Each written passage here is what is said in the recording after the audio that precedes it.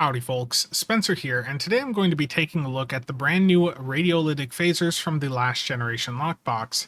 Specifically, I'm going to be taking a look at the unique features these phasers have, and I'll also be showing what the visuals and sounds of them are under the different firing modes. As always, chapters are listed down below. And I want to start off with the basics about these weapons. So, like I said in the intro, these are from the last generation lockbox, and everything in that lockbox is based on what you saw in season 3 of Star Trek Picard. So, if you liked the phaser visuals that you saw in that season, then these may be weapons you want to take a look at. Now, the nice thing in game about these weapons is that they don't have a 2.5% proc like you would see with most weapons in the game. Instead, these weapons have a guaranteed effect in which, when your target is below 25% hull capacity, these weapons will deal additional bonus phaser damage against them. And that is quite nice because the 2.5% procs, as you guys probably recall from that phaser beam ray shootout video I did last year, the 2.5% procs are pretty much worthless in most endgame content. You don't get to control where the proc is going in most situations. It's completely random. They're just not something that you can rely on. So having a guaranteed effect is much more valuable in the endgame gameplay that we have. Now, for these radiolytic weapons, you can get a beam ray version of them, dual beam bank, dual cannon, dual heavy cannon, cannon, turret, and then a wide arc dual heavy cannon. For whatever reason, there is no Omni available for these specific phasers. That was not a typo in the blog. There legitimately is no Omni for these in the game. Now, as for how to get these things, given that they are a lockbox weapon pack, you can open the last gen lockbox and you'll have about a 20 to 25% chance to get one of these weapon packs. Alternatively, you can just buy the weapon packs directly off the exchange. Just look for last generation and you'll see the weapon pack show up. Otherwise, you can just go to ship equipment, ship weapons, and you can just type in Radiolytic, and that will bring you up all of the radiolytic phasers that players have posted to the market. Now, there's obviously going to be a lot of the less desirable ones like cannons and dual beam banks, so let's take a look at the beams. So right now, if you're looking to get a set of these for beam rays, they're running at about 18 million EC per. So not the cheapest, but keep in mind with any of these lockbox weapons that they do get cheaper over time. So if you're trying to get these right around the time this video drops, the price on them still may be quite high. But if you're willing to wait a couple weeks or a couple months to pick a set up, then they should be much more affordable. And next up, I want to take a look at the unique feature that these weapons have and how that impacts their performance against the other phasers in the game.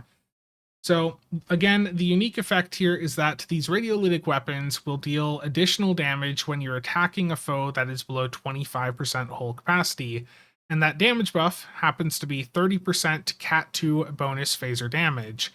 So this isn't increasing the base damage like you would see with the Terran cannon.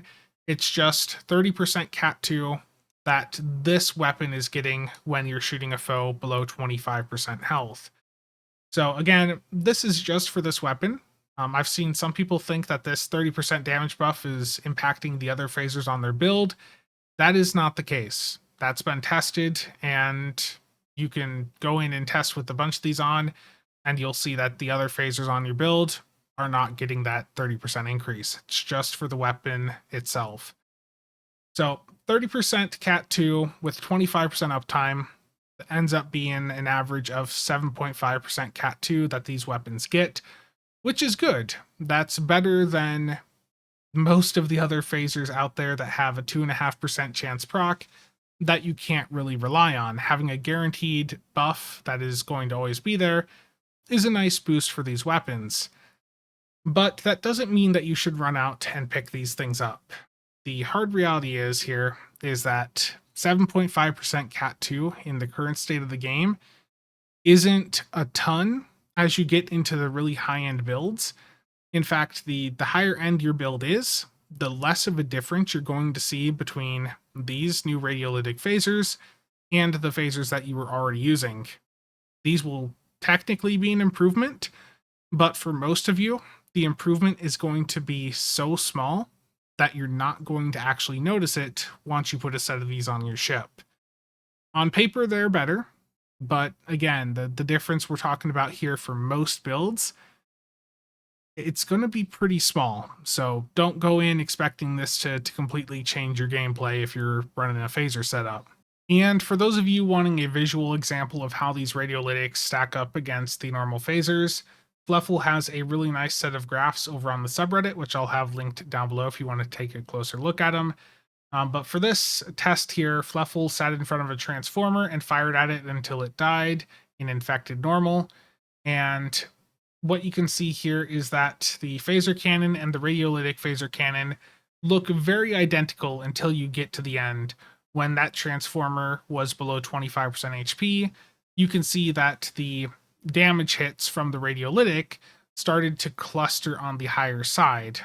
The max ones there weren't that far ahead of the max ones that the normal phaser cannon had, but it was definitely a bit more consistent on the higher side once the target was at that lower HP. So that's the point of these radiolytics, is they get that damage buff and they're going to be more consistent when the target's at that low HP. But like I said, the difference between these two is not going to be that huge for most people. It is, in theory, going to be an increase, but it's going to be one that is so small that most of you are not going to notice it.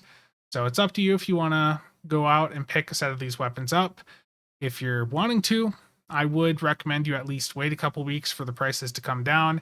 If you're trying to grab these right now, you're going to be paying a premium for trying to get them the first week of their release. And next up, I want to go over the visuals and sounds for the beams and cannons under a couple different firing modes. I'll have the weapon type and firing mode listed up on screen for each bit here. Now, unfortunately, I am not able to use the test map over on the Triple Test server like I had for prior visual tests that I've done. That's been broken since September of 2023, and there's no indication that that's going to be fixed anytime soon. So I'm using the first portion of the Doomsday mission over on the live server, and this map unfortunately has a bit of a red tint to it, but I think you'll still be able to get a good idea of what these things look and sound like.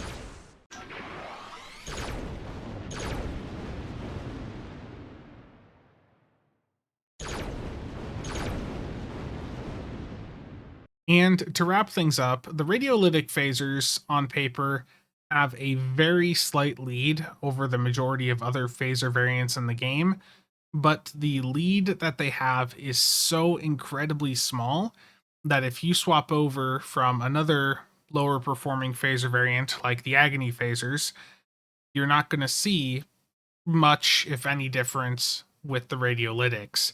So if you already have a set of phaser weapons, I wouldn't go out and rush to pick up a set of these radiolytics. But if you're someone just setting up a phaser build now, I would consider the radiolytics over the majority of other options if they're in your price range. So that's going to be it for today. If you guys have any questions or comments, feel free to drop them down below. And as always, thank you to all channel members and viewers for the continued support. See you guys around.